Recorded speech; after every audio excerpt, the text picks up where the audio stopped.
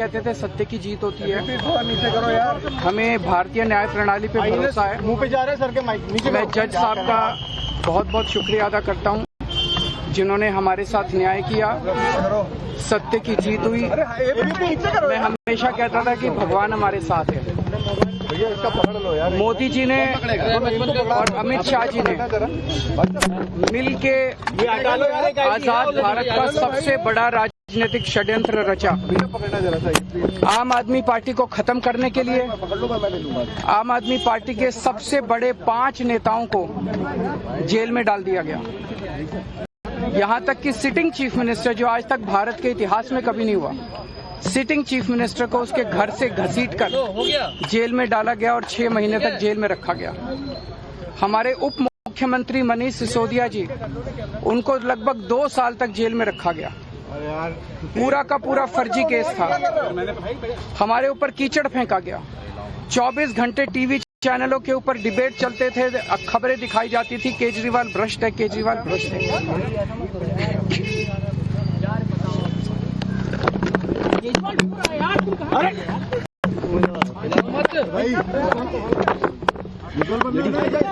हो गया संभालिए सर, अपने आप संभालिए, हिम्मत सर, हिलाओ मत भाई।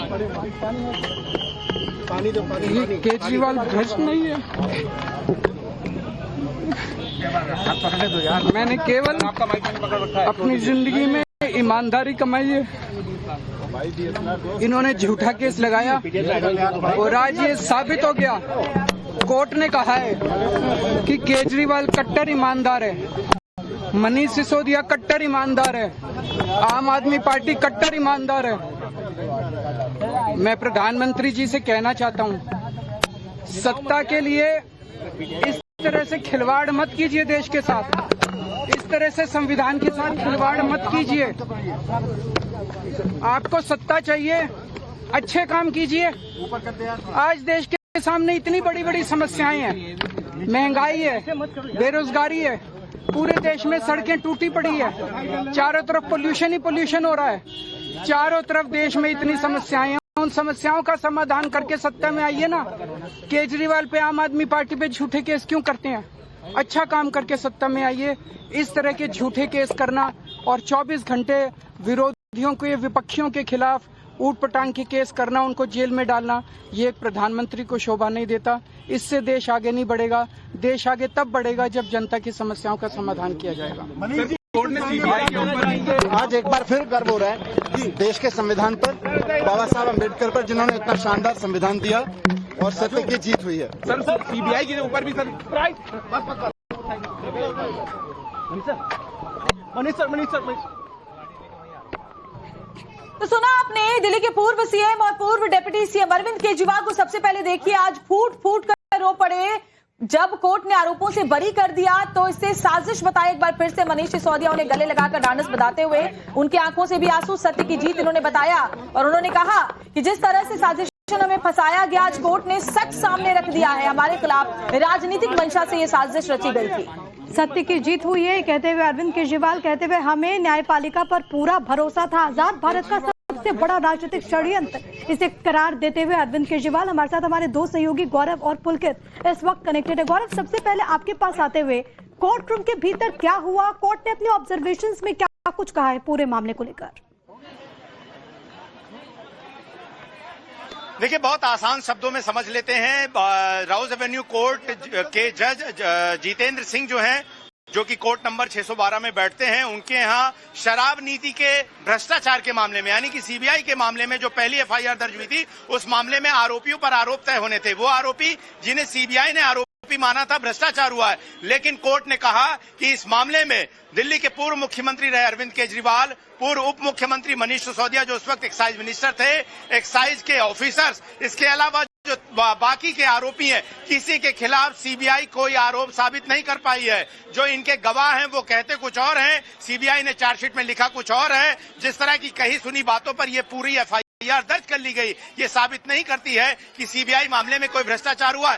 यहाँ ये जान लेना जरूरी है कि जज ने जब शुरू किया तो बहुत महत्वपूर्ण बातें कही। जज ने कहा, जब आप लंबे समय तक किसी केस को देखते हैं तो फाइलें आपसे बात करने लगती हैं। यहां पर फाइलों में इतनी कमियां थी, सीबीआई ने यहां पर तमाम दस्तावेज नहीं दिए, सीबीआई ने तमाम बातें छुपाई और सबसे बड़ी आपत्ति जताई जज ने, जो साउथ ग्रुप शब्द का इस्तेमाल किया गया। कहा कि अगर सीबीआई चेन्नई में अगर यही मामला लेकर जाती तो क्या साउथ ग्रुप जैसे शब्द का इस्तेमाल करती। उन्होंने अमेरिका की एक कोर्ट का उदाहरण दिया जहां पर डोमिनिक समूह के एक शब्द का इस्तेमाल किया गया था और कोर्ट ने सिर्फ आधार पर केस खारिज कर दिया था कि इस तरह के रीजनलिज्म की बातें जो है वो नहीं की जा सकती, पूरे साउथ को बदनाम नहीं किया जा सकता। इसके बाद सीबीआई की कोर्ट ने कहा कि मनीष सिसोदिया के खिलाफ जो आरोप लगाए गए कि उन्होंने क्रिमिनल इंटेंशन और कॉन्स्पिरेसी के तहत शराब नीति बनाई और अरविंद केजरीवाल ने उसमें साथ दिया, ये पूरे आरोप निराधार है और इसमें सीबीआई के जांच की कमी है। अब एक बहुत बड़ी चीज इसके साथ होगी, चूंकि सीबीआई का ऑफेंस प्रेडिकेट ऑफेंस है, ऐसे में इसमें हवाला का आरोप लगाते हुए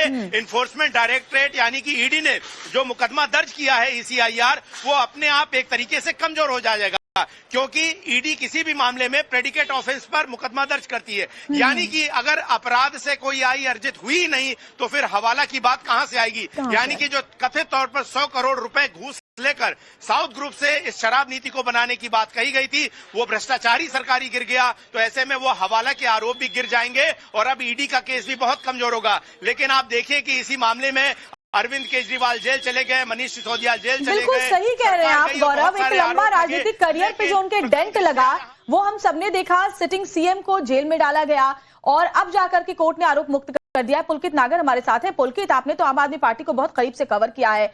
आम आदमी, मैं लौटती हूँ आपके पास, बाइट पहले सुनवा देते हैं पुलकित। The court has drawn a parallel where the court had said that the policy was also given to the office of Honorable LG. Honorable LG has also looked at it and Honorable LG has also approved the policy.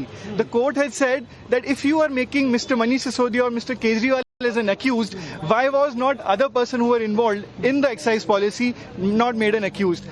After that, the court had said that after seeing what has happened, how the policy was framed, it is actually seen that every institution, every stakeholder has been taken into confidence and the file. Okay, तो आपने आम आदमी party के तमाम उतार चढ़ाव देखा है, सत्ता के शीर्ष से लेकर के जेल के अंदर तक आपने सब कुछ कवर किया है। आज अरविंद केजरीवाल इस फैसले के आने के बाद फूट फूट कर रोते हुए नजर आए, मनीष सिसोदिया रोते हुए नजर आए। भले ही आरोप मुक्त हो गए हों, लेकिन उन्होंने इस पूरे मामले को लेकर के अपनी साख, अपनी सत्ता, सब कुछ गंवा दी थी।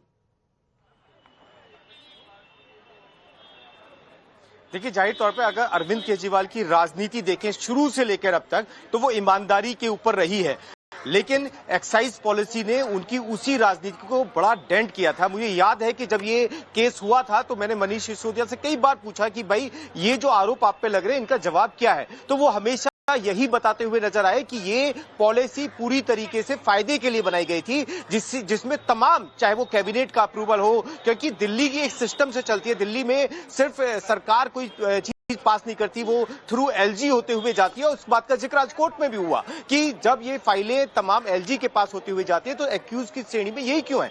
सबसे बड़ी बात ये थी कि इस एक्साइज पॉलिसी को बदला गया था तो उसके पीछे की मंशा ये थी कि दिल्ली के अंदर जितनी भी एक्साइज टैक्स की चोरी होती थी उसे किस तरीके से रोका जाए, और इसके लिए पॉलिसी लाई गई थी और उसमें कई चीजें बढ़ाई भी गई थी। यानी कि रेवेन्यू जो सरकार को मिलना था उसे भी इंक्रीज किया गया था, लेकिन उसके बावजूद भी ये आरोप लगे कि सरकार का इसमें लॉस हुआ। और एक साउथ ग्रुप, जिसका अभी गौरव जिक्र भी कर रहे थे कि कोर्ट ने उस शब्द को लेकर भी ऐतराज जताया कि आप ये कैसे कह सकते हैं कि साउथ ग्रुप से लेन देन हुआ, पैसे का लेन देन हुआ। लेकिन सबसे बड़ी बात यह है कि आज जो अरविंद केजरीवाल के पक्ष में फैसला आया है, ये कहीं ना कहीं उनकी ईमानदार वाली राजनीति को जो डेंट लगा था उससे उभरते हुए वो नजर आए। और यही वजह है कि आंखों से आंसू सिर्फ यहां पे नहीं हुए, कोर्ट के अंदर मैं उनके जस्ट पीछे खड़ा हुआ था। जब जैसे ही कोर्ट ने ये फैसला सुनाया तो अरविंद केजरीवाल और साथ ही मनीष सिसोदिया कोर्ट के सामने नतमस्तक होते हुए नजर आए और साथ ही दोनों गले लगते हुए वो भावनाएं सामने नजर आ रही थी कि हमारी राजनीति के ऊपर, यानी कि अरविंद केजरीवाल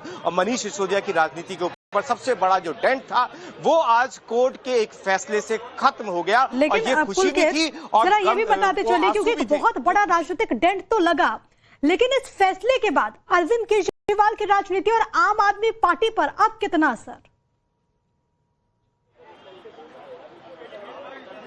देखिए, जब भी अरविंद केजरीवाल की बात होती थी इस नीति के बाद में, चाहे वो दिल्ली विधानसभा चुनावों के दौरान प्रचार आपने देखा होगा, तो सबसे बड़े आरोप एक्साइज पॉलिसी को लेकर ही लगते थे और ये आरोप लगते थे कि किस तरीके से अरविंद केजरीवाल पर एक बड़े घोटाले के आरोप है।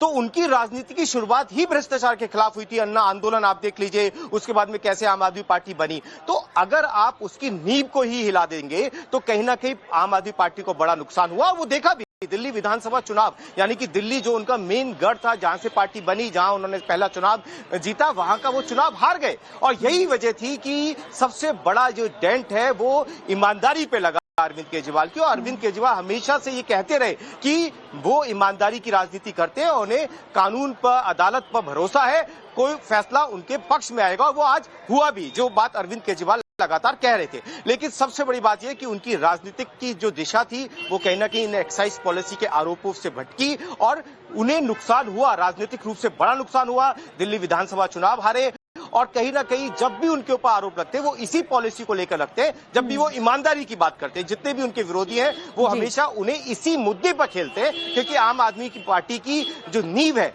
वो भ्रष्टाचार विरोध के उसमें रखी गई थी। जी बिल्कुल सही कह रहे हैं पुलकित। और गौरव का एक बार फिर से रुख कर लेते हैं। गौरव, सीबीआई के आरोपों से तो आरोप मुक्त कोर्ट ने कर दिया है, लेकिन जरा जानकारी ये भी दे कि ईडी के कौन कौन से आरोप हैं और अब इस फैसले के बाद ईडी के उन आरोपों पर क्या फर्क पड़ता हुआ आप देख रहे हैं? देखिए, जो दर्शक देख रहे हैं, जो जुड़े हैं,